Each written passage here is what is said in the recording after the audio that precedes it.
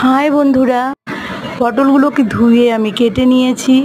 এরপর পোস্ত, কালো সর্ষে, কাঁচা লঙ্কা আমি বেটে নিয়েছি। ভালো করে বেটে এরপর আমি কড়াইতে সর্ষের তেল গরম করে পটলগুলোকে ভেজে নিয়েছি। পটলগুলো ভালো করে ভেজে নিয়ে নরম করে নিয়েছি যাতে জলটা কম লাগে।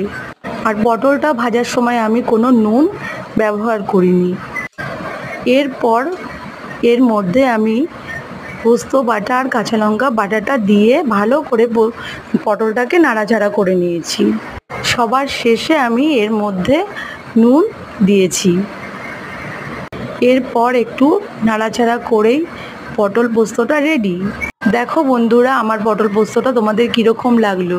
যদি ভালো লেগে থাকে তাহলে লাইক করো, শেয়ার করো, সাবস্ক্রাইব করো।